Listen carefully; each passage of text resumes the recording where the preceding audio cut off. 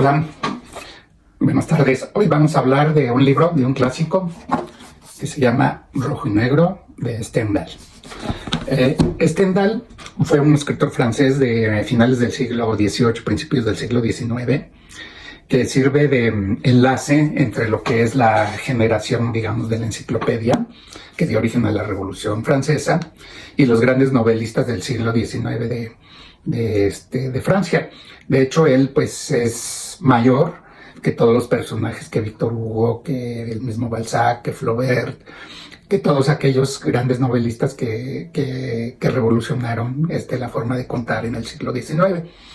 Y por tanto es un personaje, digamos, diferente. Diferente, primero porque trae una situación generacional que los separa tanto de los enciclopedistas como de aquellos grandes novelistas del siglo XIX.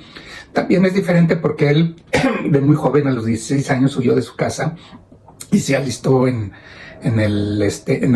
los ejércitos de Bonaparte. Con ello estuvo participando pues, en la guerra, luego se licenció y de alguna manera pues vivió muchas aventuras de ese tipo.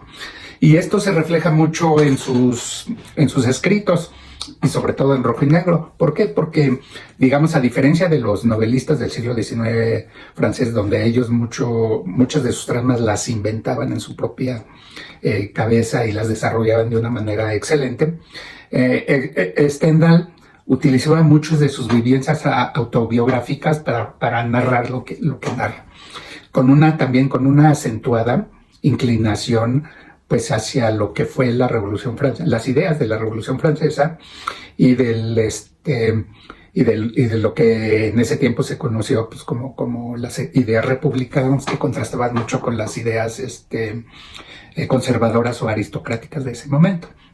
Entonces, mucha de su obra, o yo diría la gran mayoría, está impregnada de esas ideas que determinan incluso los personajes. Ahorita vamos a hablar un poco de él. También es importante decir de él que él era un hombre feo. Era un hombre feo y chaparro, ¿no? Sin embargo, era un Don Juan o un seductor. Él buscó mucho el amor de las mujeres de una manera hedonista. De hecho, es un teórico del amor. Él tiene un libro que se llama Del amor, por cierto. Le gustó mucho, pero no como los personajes que él describe en términos de un arribismo social, sino pues más bien en términos del hedonismo y de su naturaleza, ¿no? Esto con la mezcla de las ideas que tenía de ser un convencido de los postulados de la República y de la Revolución, pues dio una buena mezcla de escritor que lo hace único e inseparable. Muchas corrientes lo llaman como el iniciador, el precursor del realismo social, ¿no? Que llegó en su máxima expresión con Flaubert y con Balzac. Pero otros también lo llaman como el último llamado del romanticismo. Entonces, en sus libros hay una mezcla de estas dos corrientes que también lo hace único y lo hace muy interesante. Por último, antes de entrar a la trama, a mí me gustaría decir que todos sus libros, al menos los que yo he leído, las Crónicas Italianas, La Cartuja de Parma, Rojo y Negro del Amor, tiene una autobiografía que se llama Biografía de Henri Biel. Creo que es su nombre, no sé si pronuncie bien, pero es su nombre real, porque Stendhal es un seudónimo. Todas tienen una crónica muy, muy interesante, un desarrollo de su trama muy adictivo, que los hace leérselos rápidamente, ¿no? Bueno, hablemos de Rojo y Negro. Rojo y Negro, como verán, es su primera novela larga, después de escribir las Crónicas Italianas. Es una novela, dependiendo del tipo de edición, pero más o menos de 700, 750 páginas. Y bueno, ¿de qué trata? Pues básicamente trata de una revista. Es el ascenso y la caída de Julián Sorel. Julián Sorel es un hijo de campesinos que no tiene ni título nobiliario ni una riqueza. y él, pero sí tiene una inteligencia que es por encima del promedio de los campesinos donde él vive, por ejemplo, de sus hermanos, que les permite de alguna manera ascender dentro del contexto social. Ahorita vamos a platicar más. Básicamente, dentro de la novela hay 3 personajes principales. El principal es él, Julián Sorel. Julián Sorel, como dije, es un campesino, un hijo de campesino muy inteligente, con un buen mozo, atractivo, que a través precisamente de la lectura, él ha desarrollado pues ideales republicanos, ¿no? Y de alguna manera, pues es una persona fantasiosa, en los términos de que él se ve como un gran general de Napoleón o como un gran estadista, y de alguna manera él se cree predestinado a eso. No sé si dije bien la palabra, pero se me... Entonces, de alguna manera él piensa ser un elemento transformador, pero no un elemento transformador de la sociedad, sino más bien un elemento transformador de su naturaleza de pobre y campesino, ¿no? Como toda persona fantasiosa, pues él cree que siempre está destinado a grandes cosas, y como toda persona fantasiosa también, él cree que pues las personas que lo rodean a su lado son los escalones para ascender a ese objetivo que tiene, ¿no? Por otra parte, pues él también escoge, estudiar el sacerdocio de alguna manera porque era la única salida, digamos, intelectual que tenía de la vida de campesino que tenía. Es el primer personaje. El segundo personaje es Mademoiselle Renal. Ella es una aristocrática provinciana, 10 años mayor que Julián Sorel, de alguna manera inocente todavía por donde ha vivido, pero que nunca ha experimentado el amor. Y lo más importante, nunca ha experimentado el amor y sobre todo la pasión. Que de alguna manera con la entrada en la escena de Julián Sorel, ella empieza a sentir cosas que nunca en su vida había sentido, y de alguna manera empieza a ser seducida por Julián Sorel, ¿no?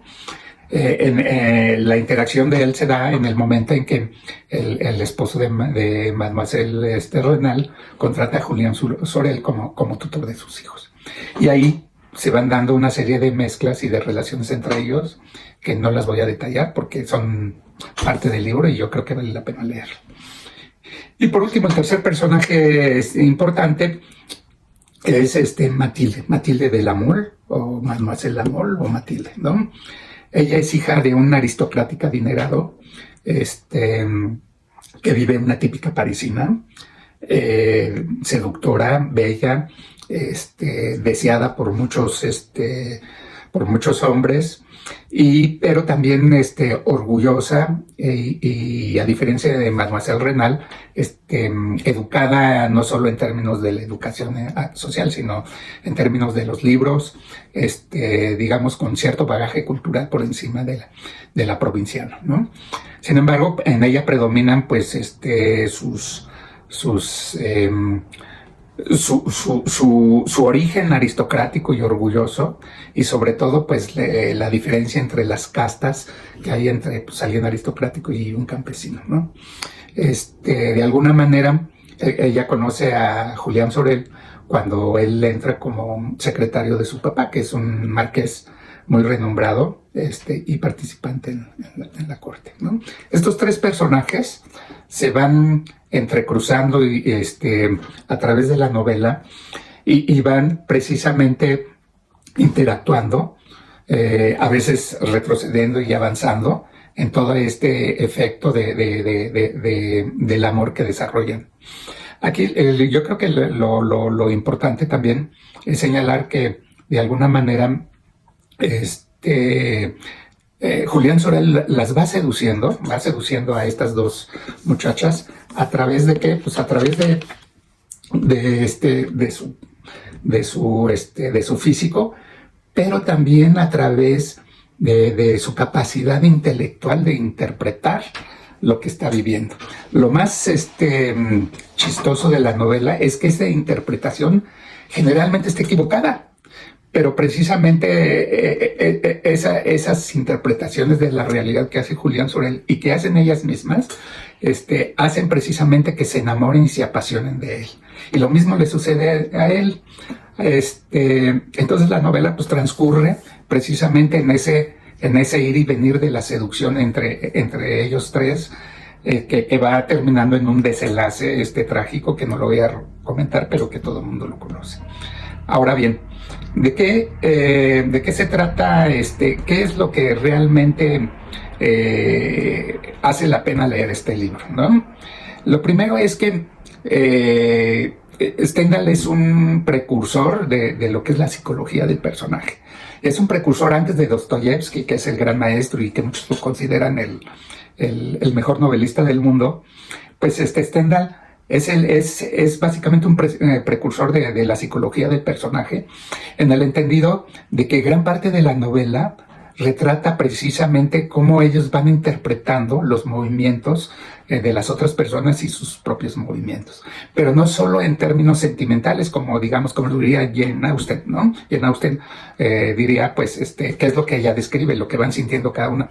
Sino no solo en este sentido Stendhal da más, sino también lo mezcla con los intereses políticos, con las ideas políticas del momento, y con las posibles repercusiones de la situación social. Esto lo que hace es que hace más ricos los personajes, porque los malos entendidos o los entendidos no solo se dan a través de las creencias sentimentales o de las pasiones sentimentales que desarrollan, sino también se dan a través de las creencias intelectuales o de las pocas credenciales intelectuales que unos tengan, lo que hace más rico el personaje, y además lo hace contradictorios, porque muchas veces este proceso de seducción no solo se da a través del físico o de los sentimientos, sino también de las ideas. Eso es muy importante de todos los personajes y creo que acerca mucho a la realidad, ¿no?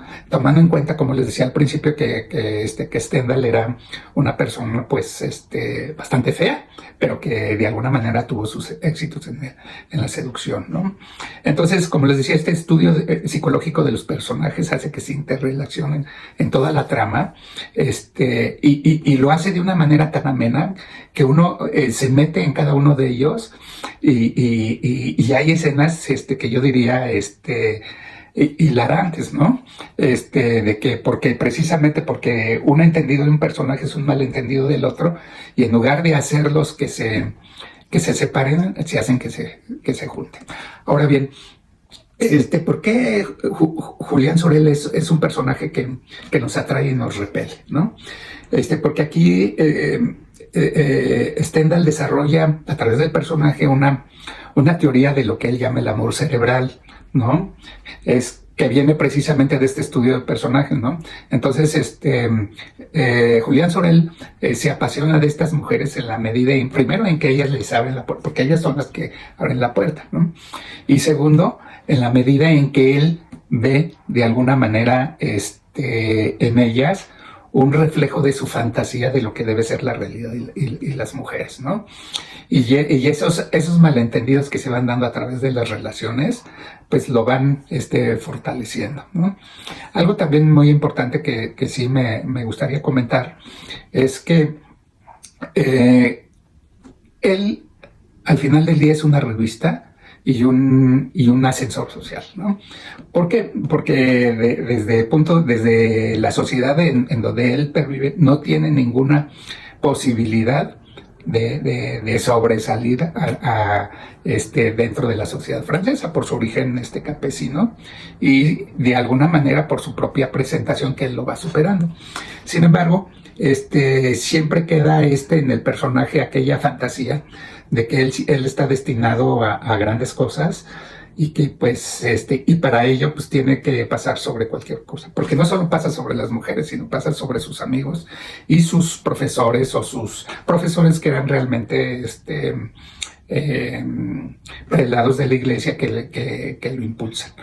Por último, ¿por qué se llama rojo y negro? Allí hay dos interpretaciones. La primera tiene que ver con que el rojo representa la salida militar, que era la única posibilidad que él tenía para crecer, y el negro la salida eclesiástica.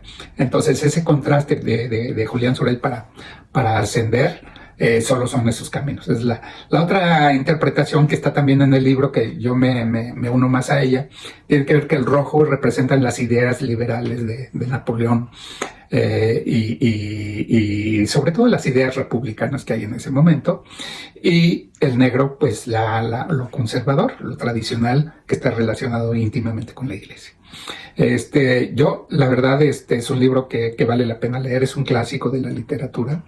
Hay muchísimo más de lo que yo he dicho, yo creo que hay 20.300 reseñas sobre esto, pero yo les